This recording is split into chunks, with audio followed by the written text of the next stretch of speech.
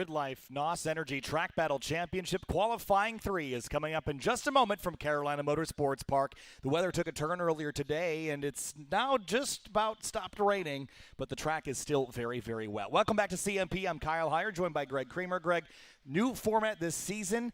3 qualifyings and now the podium sprint later today. But here's the challenge. The track is very, very wet. It is not going to be very, very fast, and that means that our times to qualify into the podium sprint are basically set at this stage. So if you weren't in earlier, you're going to have a real hard time getting in now. Yeah, you'd have to really pull off some kind of miracle, at least for the early groups. Now, if the rain stays away and we get, what do we have, 3, 4, 5 different groups here, if our dry line appears, it could be really quick at the end, when the unlimited and the track mod cars are out, if it's a dry line all the way around the track. Odds of that, look at that, pretty unlikely, but, we're optimists here, right? So we're going to hold out hope for it.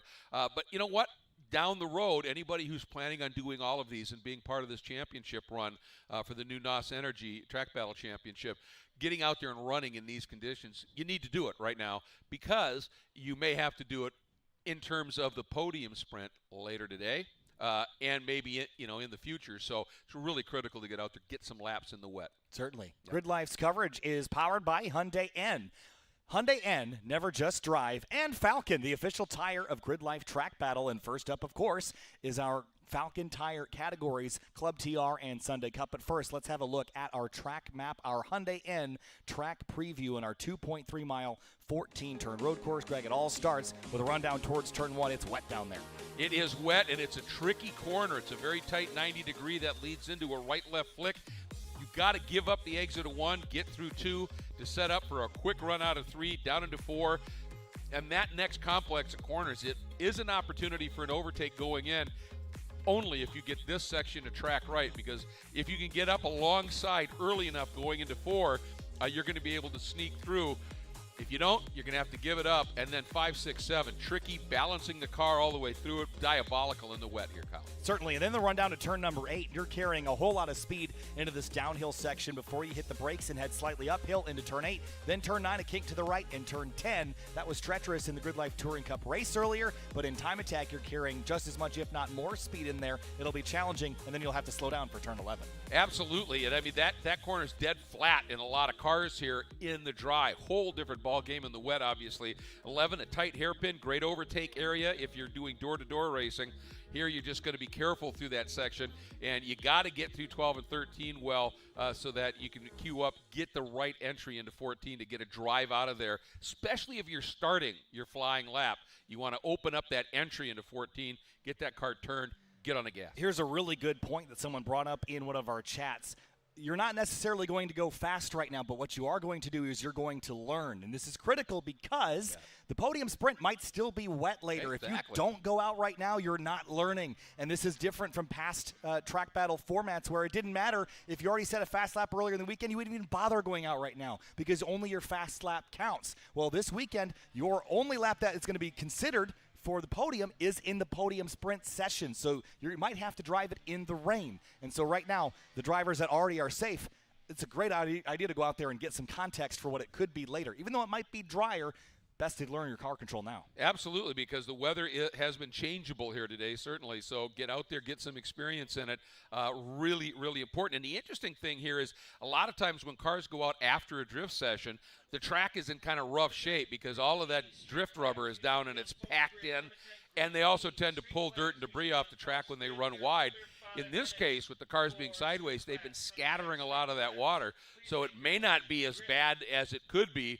Again, looking for that optimistic link, but those drift cars really do scrub a lot of water off the track. They really do, and the track is not necessarily in a great state, but as we mentioned, time to learn at this stage, which drivers really didn't have to do much of in the previous format. This new GRIDLIFE NOS Energy Track Battle Championship, new rules this season for some of the classes as well as that new format that has been real fun to watch. And, of course, we'll have graphics on screen for you when lap times start to trickle in. And remember that those lap times are going to be based on the prior 2 sessions as well. We'll only be taking the best times to show you in that stacker to show you who the 5 are that will advance to the podium sprint.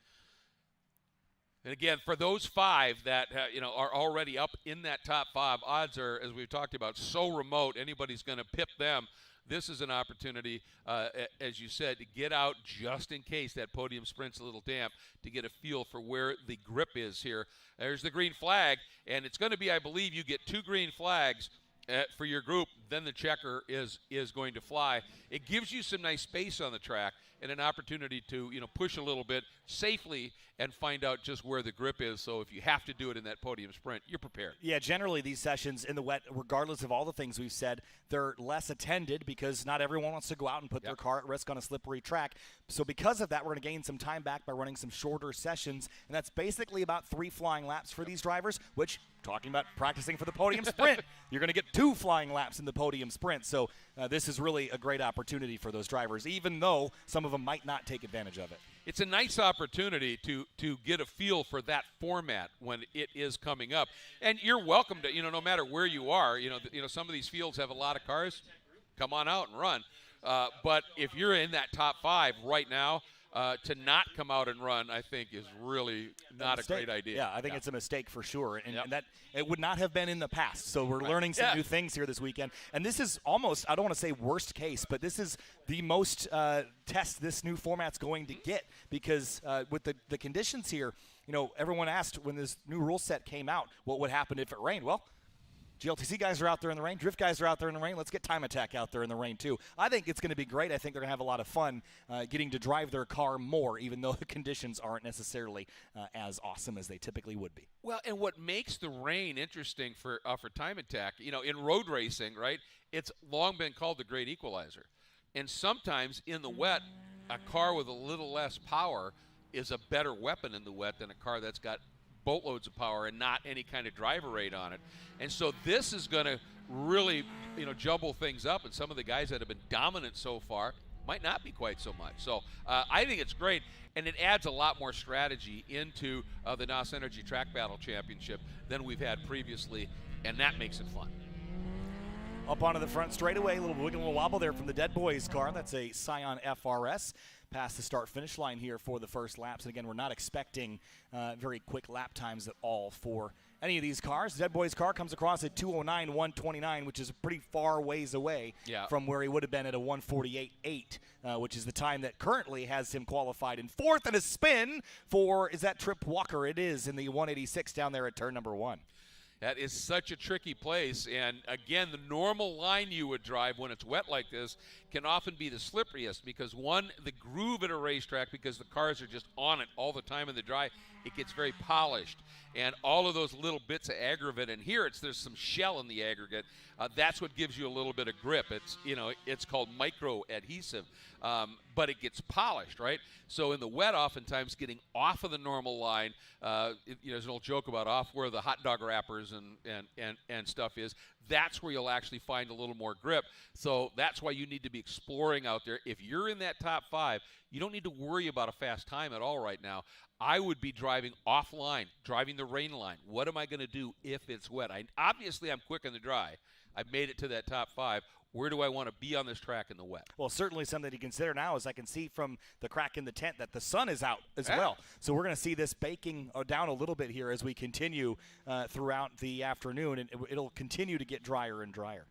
Here's a look at that turn 1 complex, and now we jump to a different shot. This is out of turn 9, which is a quick enough turn. It's a little snug, and then this kink here.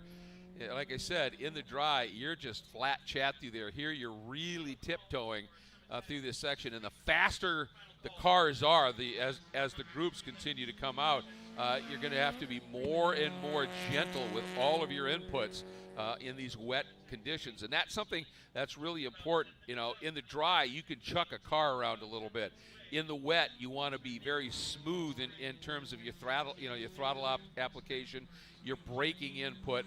Sometimes inducing a little bit of a slide works as well, but you've got to be very gentle in doing that, otherwise it'll just snap on you.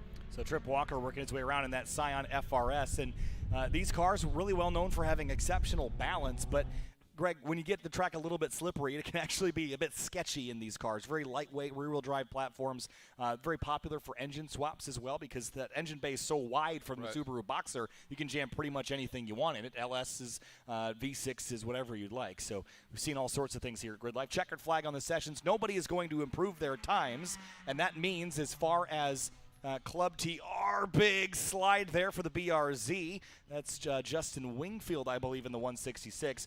This is going to solidify our top 5 for the podium sprint for Falcon Club TR. It's Mario Moroni, Kevin Vu, Ben Carter, Dead Boys Racing Team, and Trip Walker.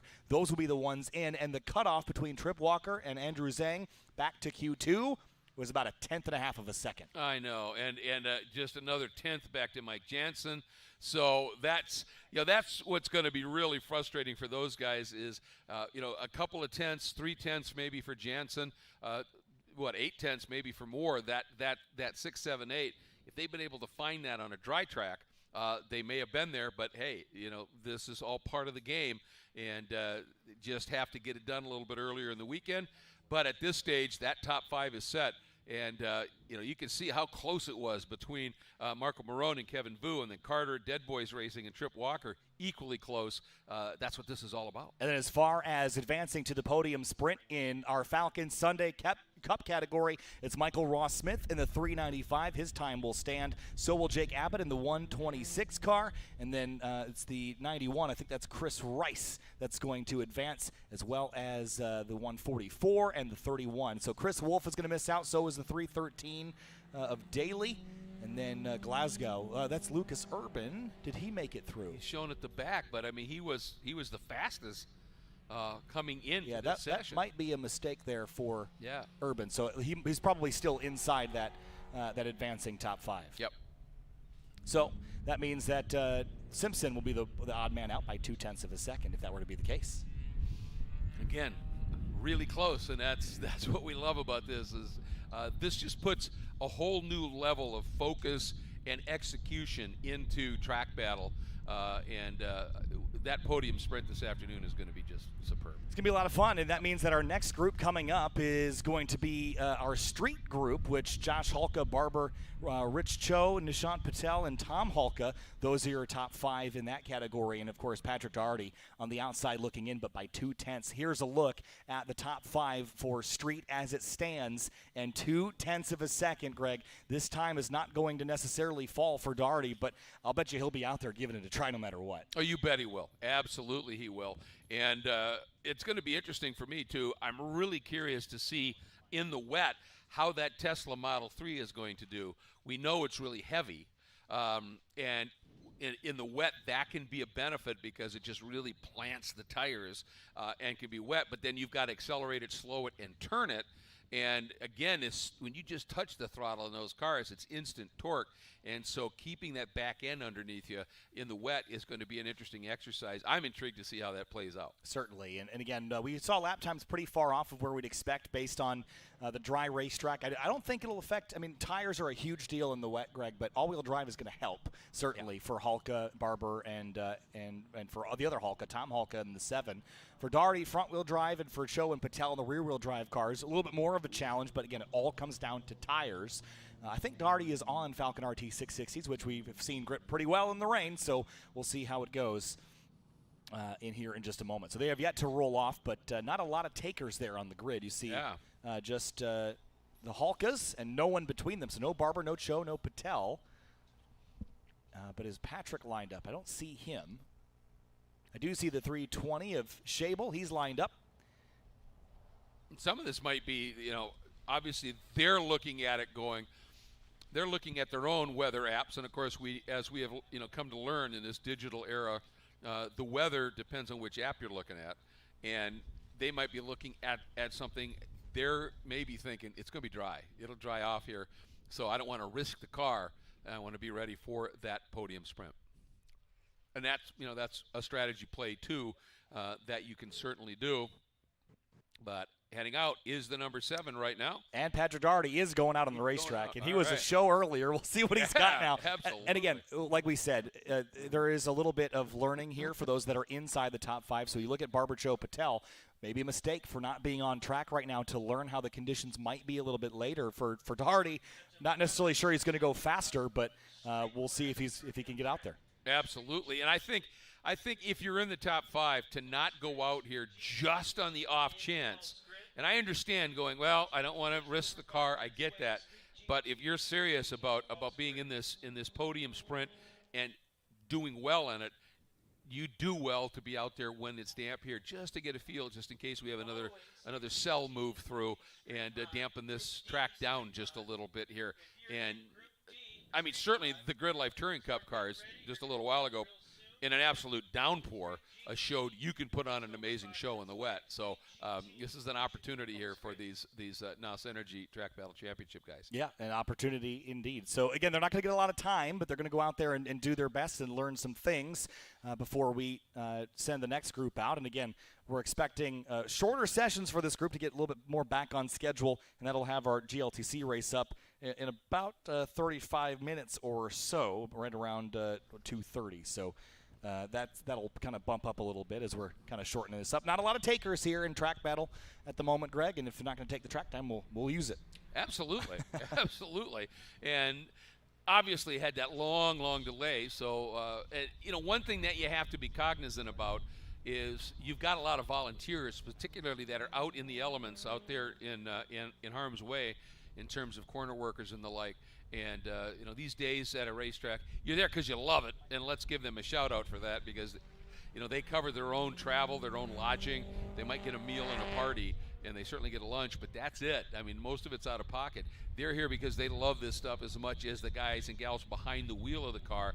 But it gets to be a very long day because while drivers go out, do their session, and then stop, those workers are out there from the first green flag to the very last checkered flag. And so doing anything we can to shorten the day up for them is deeply appreciated.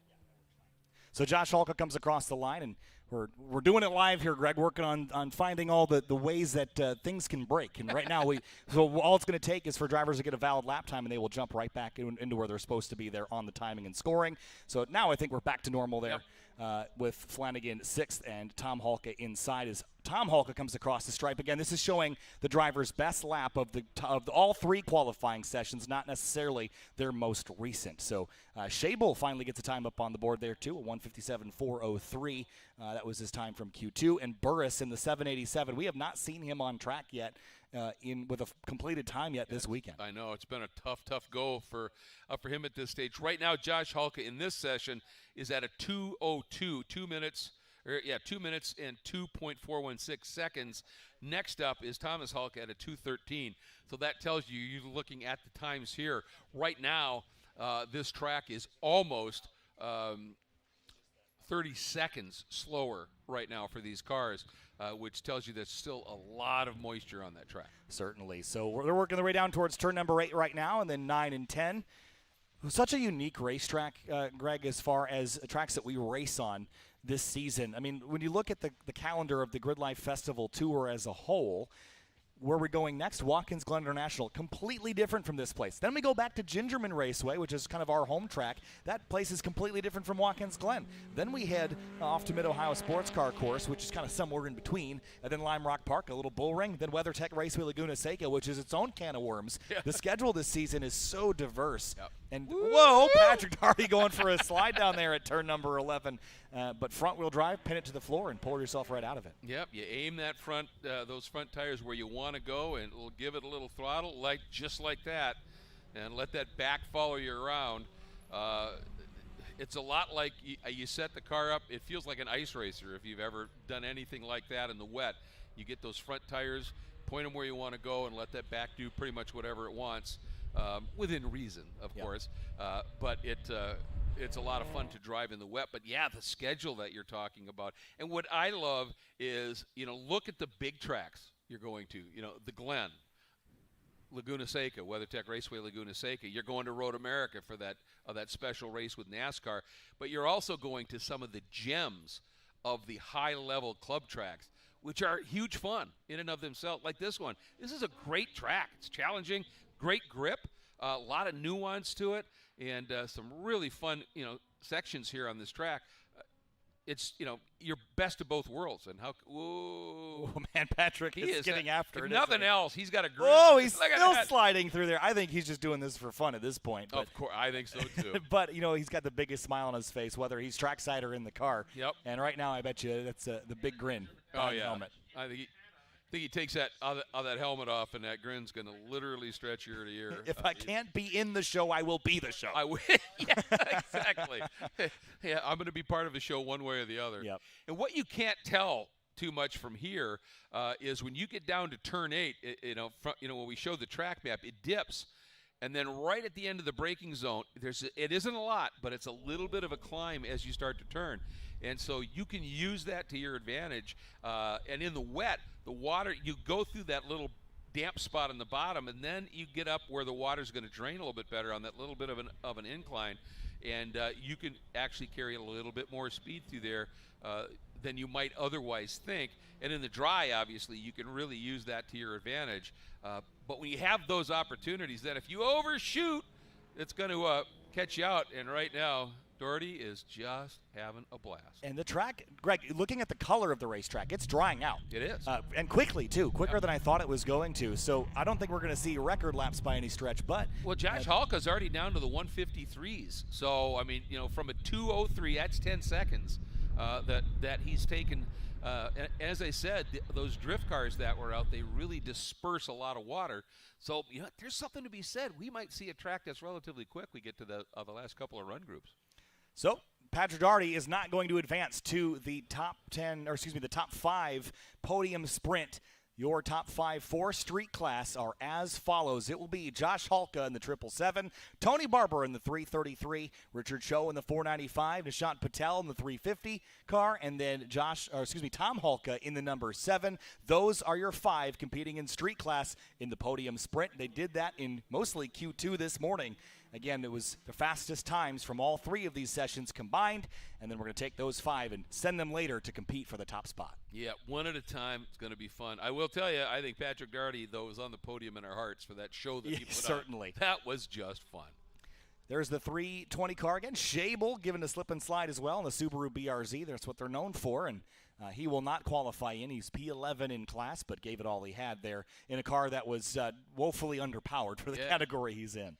Look at this paddock, that whole upper area to the left there, folks, on the screen. That is parking for spectators. That's the go-kart track area and the fields, and it is jammed. Fabulous crowd here, and really enjoying it. And, when the drifting cars were out in the rain just a couple of minutes ago, and I went out for a little walk, looked around, they were 10 deep at the fences in spots. And by the way, it has been a tough day here weather-wise. It is. To all the spectators that are here at Carolina Motorsports Park, thank you for being here. Thank you for joining us at CMP for the GRIDLIFE Festival Tour. We appreciate you all being out here. We've got so much more left coming your way this afternoon. And also, if you're here trackside with us, there's so much to do here in the paddock. If you're over by the big NOS trailer, you can't miss it. Of course, NOS Energy is a new partner this season. They're the official energy drink of GRIDLIFE. Get after it. You can get after it over there by the NOS trailer. Get yourself a can of NOS and some shade and some cover. Keep yourself out of the rain if there's any more left this afternoon. Hopefully not. And the Advanced Auto Parts pit stop area. You can hang out, watch the live stream over there. And if you're at the racetrack and you'd like some parts delivered here, you can get 15% off parts, tools, and accessories from Advanced Auto Parts and get them delivered right here to the racetrack. That's a cool thing that they're doing here with us all season long. So big thanks to Advanced Auto Parts for that. We got Toyo tires here as well behind us. We've got an arcade. I was going to say, you want to go do some driving of your own. There are, 6 sims set up over in the arcade? 6 sims and arcade cabinets, and there's a cornhole and all sorts of stuff over there under a nice tent. We got music tonight. Which big stage here. Got a That's where handful the of artists. podiums are going to be conducted. That's going to be fun. I can't wait for that either. So we got so much here at the GRIDLIFE Festival Tour. Again, thank you for being here. If you're at home, couldn't join us, thanks for watching GRIDLIFE Live. We're not done yet, though. We've got plenty more this afternoon. Up next is Street GT, and so far advancing to the podium sprint as it stands, Brandon Hodge, Eric Volkel, Bulthus, Vosk, and Gallagher are your top 5. Lopez is out by a 10th, so that's 799. Well, he's going to hope this track dries up a little bit more. He is, he will take any delay right now that lets this wind that's picking back up again We had some big wind earlier, then the storm moved through. Then it kind of calmed down. Wind's picking up a little bit. That helps dry the track, especially we get these little things of sun coming out. So he'll hope and hope here for the opportunity to get out there and do that. And I'll tell you what, Brendan Hodge, he put in a lap late in that one because Andy Vogel had kind of had things covered, it looked like. And then Brandon threw down a 1-minute 40.667 lap in that Toyota GR Supra and jumped to the front by a whopping 1/10 of a second.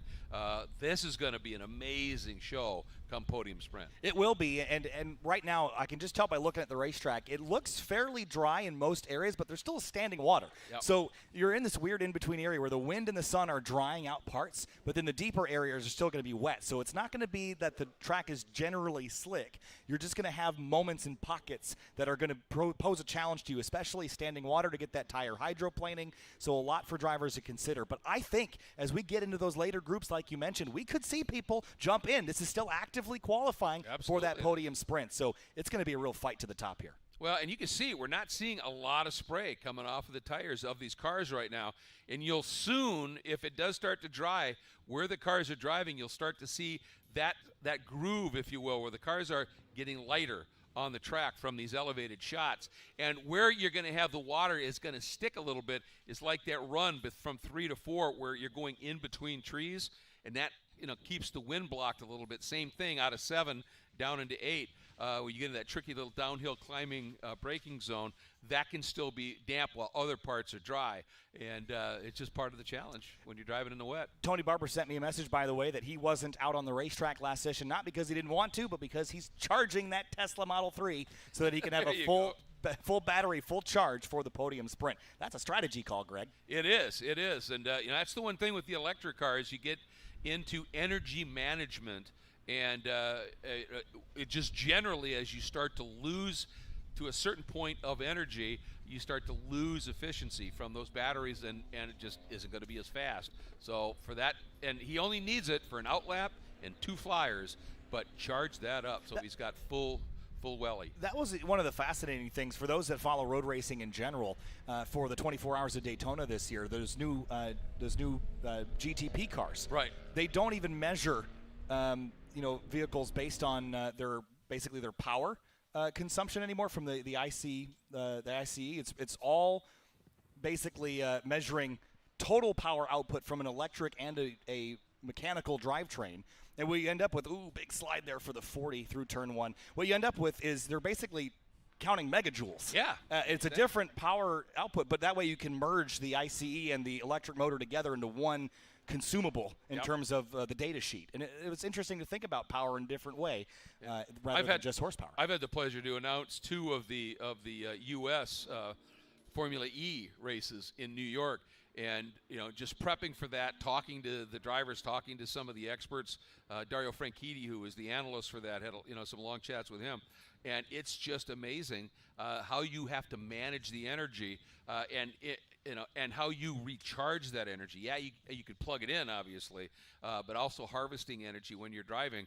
For a 2-lap flyer with 1 outlap and a cool-down lap, he just, he'll be fine. He can give it everything. But, it's something that's definitely coming in the future, and it's unique.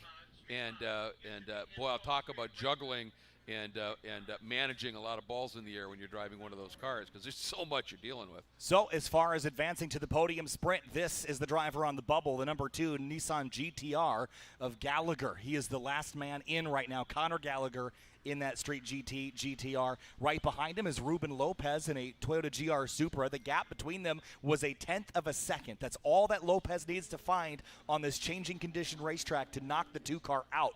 And so the 2 car's out here playing defense right now. Make sure that he stays ahead of the 799 in the timesheets and can play with us later in the podium sprint. Yeah, he wants to be ready just in case Ruben Lopez, near the end of the session, if the track dries enough, he gets something strong. And Conor Gallagher doesn't want to be sitting in the paddock or in the pits and go, I don't have an opportunity to get out there. So be out there, be ready to be able to throw one down. Fastest lap thus far is a 1:59 by Conor Gallagher, a 1:59.4.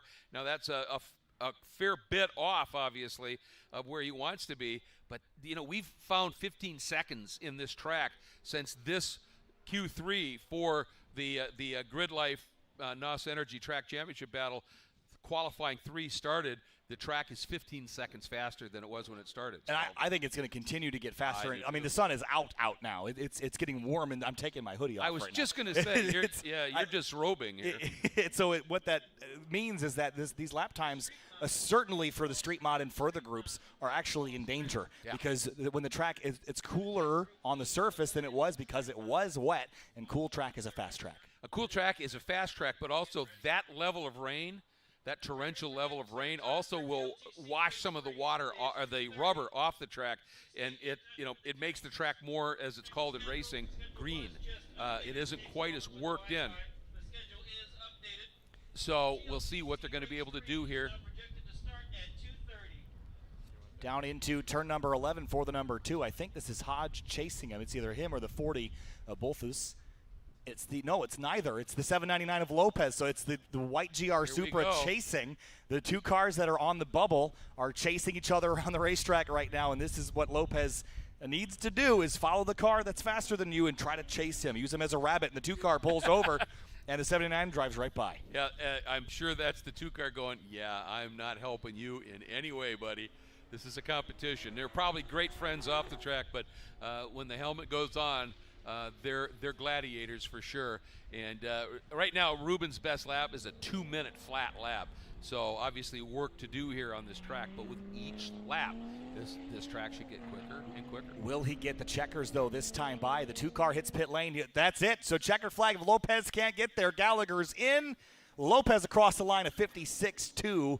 It's not going to be enough. Ruben Lopez eliminated from the competition, and your top 5 in Street GT are going to stay as is from Q2, and that means that at the top of the board, your top seed for the podium sprint is Brandon Hodge in the number 89, followed by Andy Volkel in the number 34 Corvette, then Ben Bolthus in the number 40 GR Supra, Drew Vosk in the number 256 GR Supra, and Connor Gallagher in that Nissan GTR. He is your last driver in for Street GT, and that gap was 1/10 of a second between those 2. So close. And I'll tell you what, I'm looking at this just in case, and hopefully we won't, but just in case we get a little bit more weather back. Brandon Hodge went out in that session. He wasn't pushing it. His time is well off, but he did get a little track time. So did Ben Bolthus. So those guys are thinking ahead here.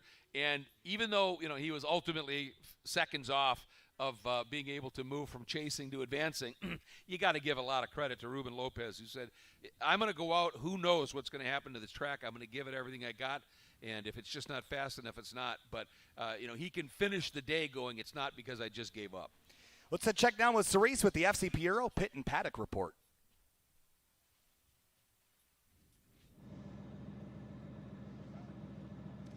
What is up, guys? I am here with Cal Fortner doing the Street Mod Series. You're here in your AMG GT4. Give us a little bit about what these guys can expect from your car, what it feels like to bring this thing on track. Oh, I just been taking some good practice swings out there, wait for a good fastball to come in, lay off the off speed, and just drive out to center field. Just get a good hit out there. What? Just get a good hit, lay off the off speed pitches a little bit, have some smooth swings, hit a home run or something like that, just have a good day out there. Just like race car stuff, Yeah, might be confusing sports a little bit, but it all just kind of blurs together when it comes down to it. All right, guys, you heard it from him. Let's get out there, have fun, and do whatever he said. Yeah. Thanks, Cerise. Oh, man. Cal, we put Cal in that position a couple of times. We like to play with Cal a little bit, and I think we had Creature on the mic at Mid-Ohio last year. Do you remember that one, Greg? I do. Is your car faster because it's gray? Oh, yeah, it's real good out there. Yeah. I love Cal. It's going to be a lot of fun. Street Mod is up next in this next group. And that means that we're going to have some of the fastest cars here, just shy of our Unlimited and Track Mod group. But Cal Fortner, he was pretty safe before. But again, as the track gets warms up and kind of clears off, who knows? Jamie Santos is 4th. Kyle McHugh in 5th is your Street Mod standings as it stands. Ryan Matthews, Mike Amick, though, at the top, a 35.5 and a 37.1 between those 2. Well, and I was talking to Cal Fortner earlier, and he said, frankly, I hope it rains for the podium sprint. He said, this car is great in the rain. I love driving in the rain. And so there are some Regenmeisters that are out here that they'd be licking their chops if it was wet. And back to Cerise with another FCP Euro Pit and Paddock report.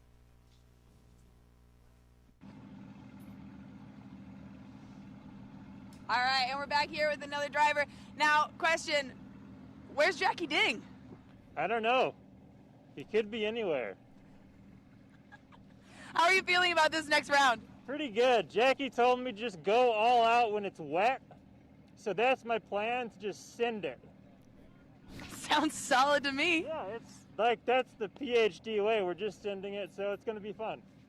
Go fast, don't die, have fun. Yeah, well, at least 2 out of 3.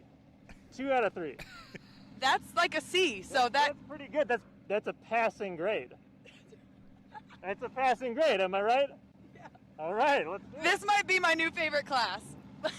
Have fun. Thanks. Oh, boy. Just going to send it, Greg, down into turn 1, down into turn 3. Let's just go for it. That's the PhD way. And I love the, who was it? The Daniel Ricciardo always used to say, hey, man, you just have to lick the stamp and send it.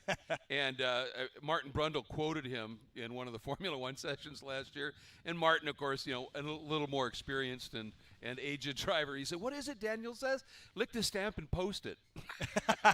Well, it's not quite the ding fling, which is the patent pending on that term there. Yep. But no Jackie here this weekend, unfortunately. But the PhD crew is here and competing in our championship. We're just about ready to get rolling here. Not exactly sure what our holdup is. Might be towing somebody in, but we'll wait and see. Everyone's waiting anxiously to get on track. This is giving the track another minute, though, Greg. The times continue to fall. So we're building this anticipation because the point is that this is actively qualifying. We were not expecting at any point when we started this session that we would have anybody knocking anybody out of the podium sprint. But now, who knows? Exactly. And that's going to be interesting to see how it plays out. And again, we're getting some real gusts around the track here if you're not here, folks. And with that sun now out pretty solidly, it's not absolutely blinding and blazing, but it's out. And with this wind, as soon as you get that dry groove on the track, then it evaporates off a lot quicker. And so by the time we get back into the Unlimited and track mods, who knows?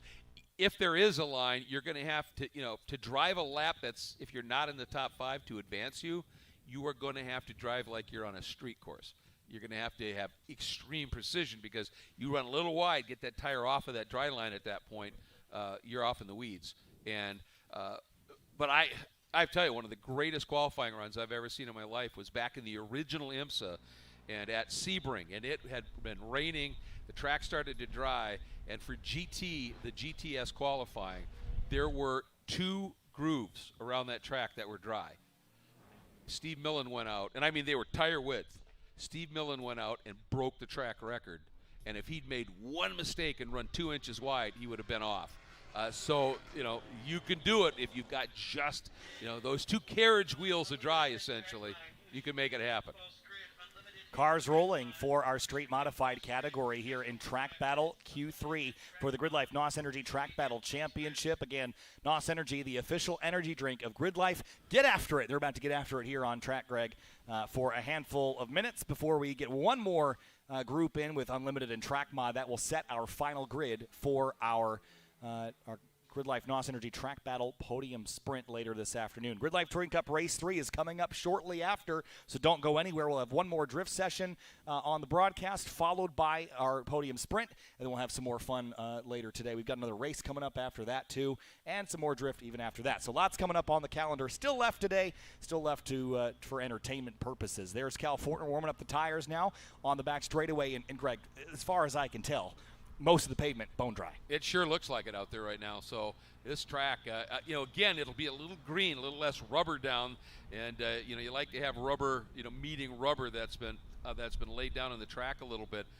But you could definitely see there's a white line, and if we get one of those high shots of that 4, 5, 6, 7 complex, that'll show us if there is indeed a really nice dry line. But the whole track's looking pretty. Yeah, look at that. That looks pretty decent right now. It sure does. So cars warming up now and heading back around to start their flying laps.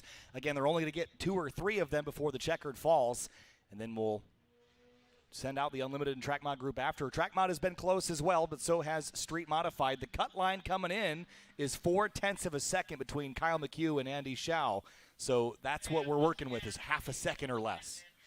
And we're green, and they get 2 green flags and then a checker.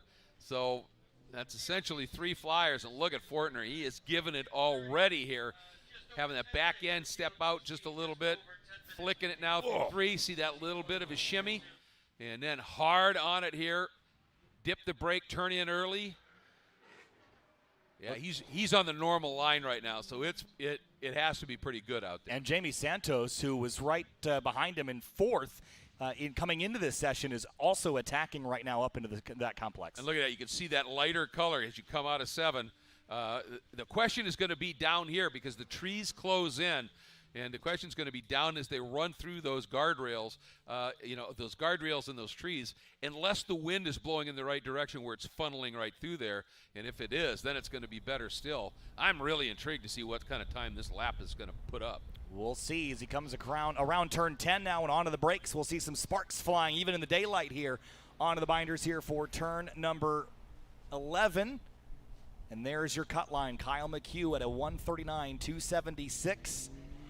And Shao with a 139.693. Cal Fortner just trying to solidify his attendance in the podium sprint through 12 and 13. Left a little bit of margin there on the outside of the corner. A 137.3 was what he turned his fastest lap so far. So when he comes through, this will give us an idea of if the track is close to being really, really fast. You see some moisture in those gators in the curbs, and that's where you do need to be a little bit careful here. Let's see what he puts up for a time. And as he flashes through here, a 142.6. We're getting closer. We are. Yep, that's not too bad.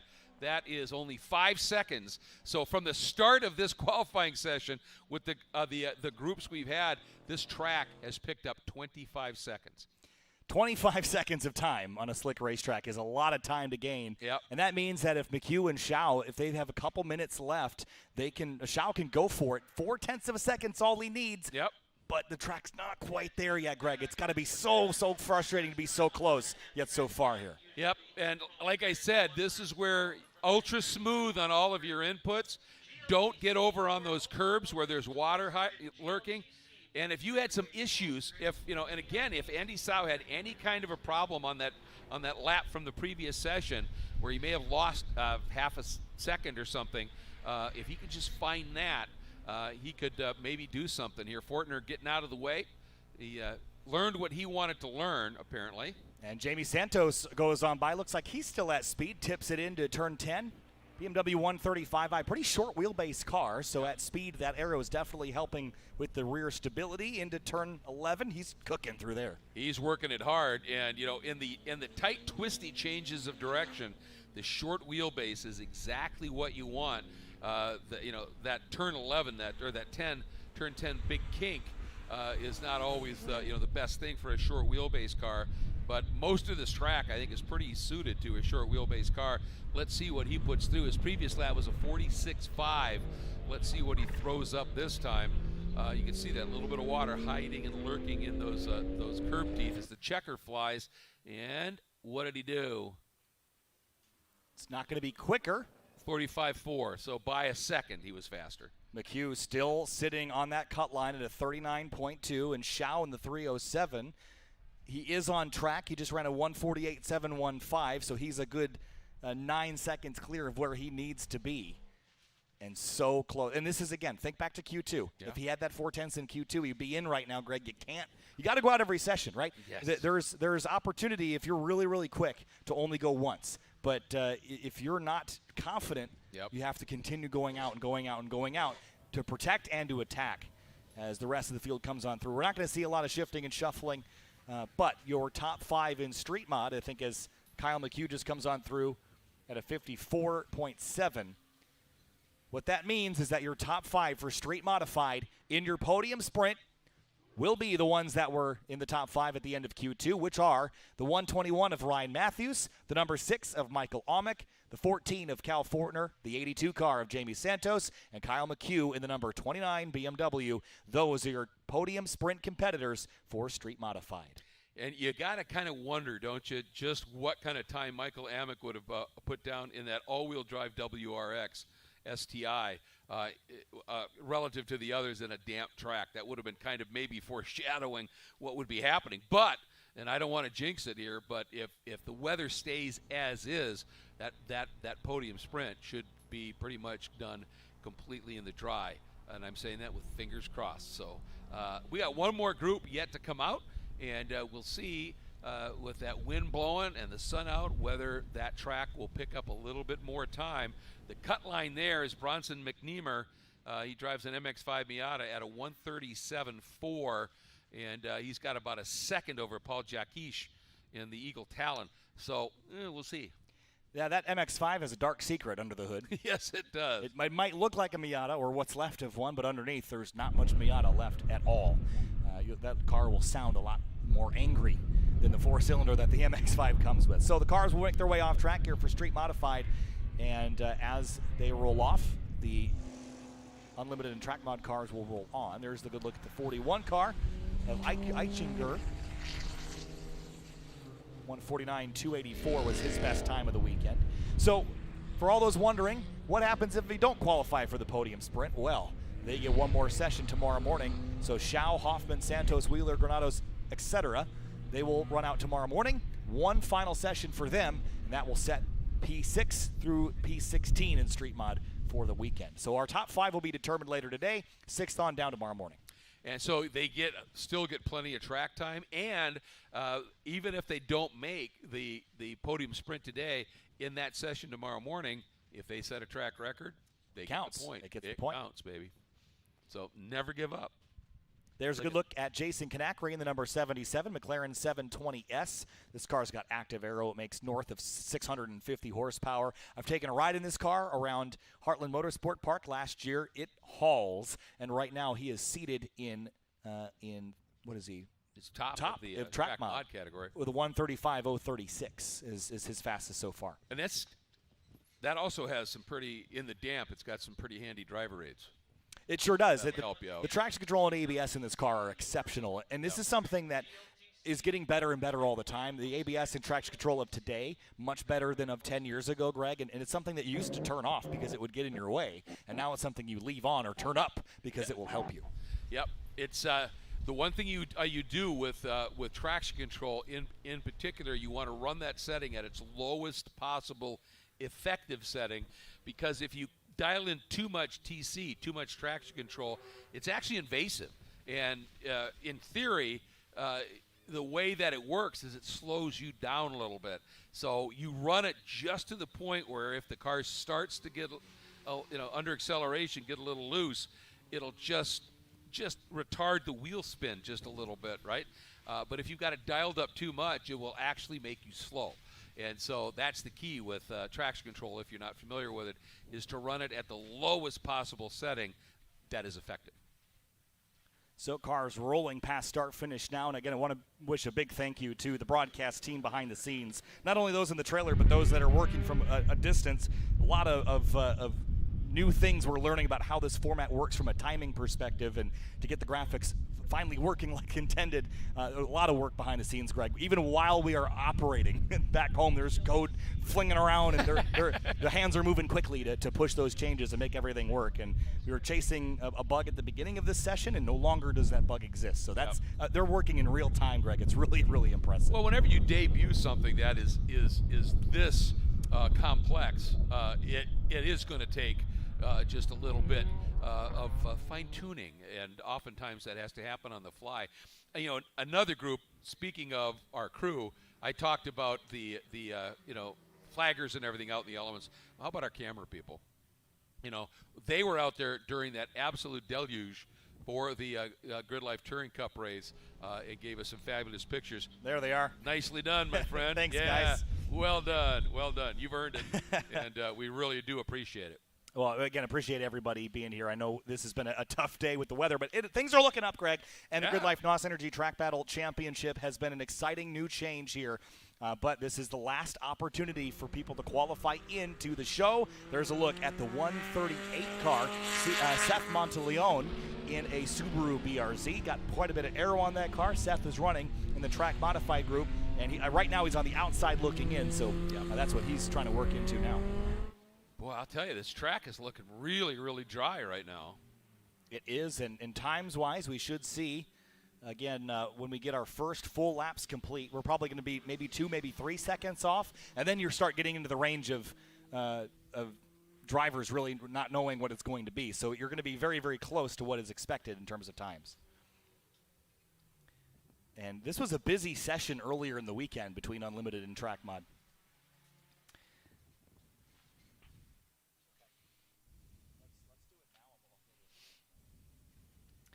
So also, while we are waiting for some times to come in, we also have another FCP Euro Pit and Paddock report down there with Race 2 and Race 1 winner, Jeremy Swenson. Nice.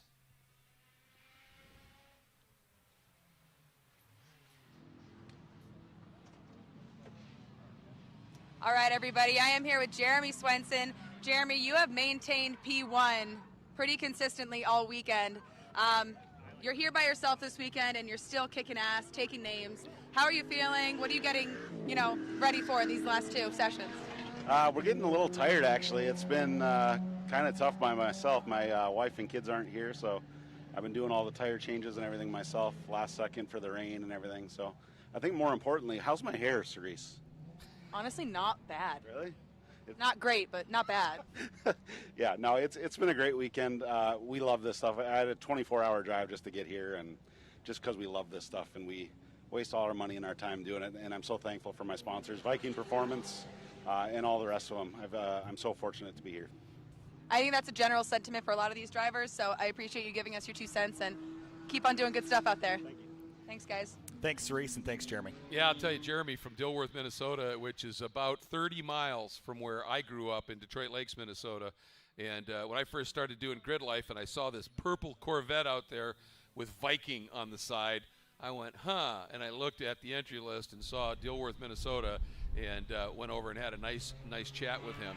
And, of course, we're both hardcore Minnesota Vikings fans. We're promoting how things have been going a little bit, but that's a long haul for him. And I'll tell you what, he shows up, and even by himself, he just wheels that thing. And look at the results. Back to our track battle, or GridLife NOS Energy Track Battle Championship. Q3 for Unlimited and Track Mod. On the left side of the screen, timing and scoring. Fleming, Lauder, Briggs, Ruger, and Pettit are your top 5 right now. Johnson, Bassett, and Grabow would be facing elimination at the end of this session. We are so close to wrapping up our qualifying for this afternoon's event. Good look at the number 70 car. That's Grabow. He's one of the drivers trying to qualify in his best time so far, a 2:04.063. He needs a 1:44.576 or better to qualify his way in. That time by a 1:47.799. Closer, but he's still 3 seconds shy. Greg, do you think he can get there? The way this track's looking, I think it's possible by the end of this. I mean, he's got to do it soon. And this first lap, obviously, they had the out lap, but they've seen all that weather out there. And if they're smart, they've been talking to everybody who's got held up big time over in that section where it's almost impossible to pass.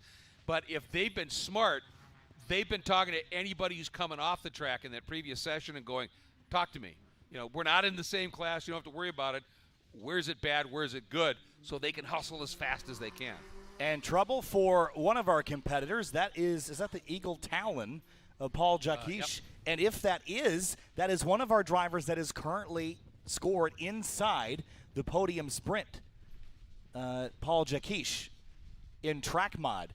So that would be a big deal. If this is a terminal issue, this would potentially move that cut line. Yep. And that'd be a big deal, Greg. Absolutely. That would be huge here. Just so you know, Jason Konarki just turned a 1:38.37. His fast lap thus far, 1:35 flat. So we're now up, that's 38.30. That's about 3 seconds. And there's other cars on track now. It looks like we might have a red flag potentially. So a red flag means everyone has to stop on track. And generally, that is a fire-related or smoke-related issue, and I think that's what we saw at that Eagle Talon. Yep. And see the red flag displayed from the start stand. Usually, that means that the goal is to get the fire equipment out there as quickly as possible, so that will put this session at a standstill for the time being, Greg. Yeah, absolutely. And again, it was going to be basically an out lap and 2 time laps, so that might just end this session. And they're following the rules. really nicely is Barry Pettit, who is 5th currently in the Unlimited class in his BMW M3, stopping right at a flag station and looking at that worker, and that worker will say, okay, when the time's right, you can proceed slowly into pit lane. So obviously these drivers understanding very clearly the rules and regulations, and we are anticipating that the GLT... So I'm sorry, Greg. Yeah, go ahead. It doesn't appear that that is the 700 car. I didn't get a good look at the number, but they're actually attending to a different car in a different place. Yeah. So that's why. Okay, there it is. And so there's the smoke that we're seeing. I can't really get a great look at. Oh, it is the same car that we saw earlier, but I can't quite get the number on it from this distance. But whatever it is going to have to stop the session. I think that's right. I can't see the number. I think that's right over between turn 9 and that kink, right at the entrance, just before the entrance to the kink, because I believe that turn right in front of us here is turn 1, and traffic would normally be coming at us through that corner. But I could see there was definitely a little bit of smoke emanating from that car, and you don't mess about with that. Certainly not. While we're waiting, throw it back down to Cerise for another FCP Euro Pit and Paddock report.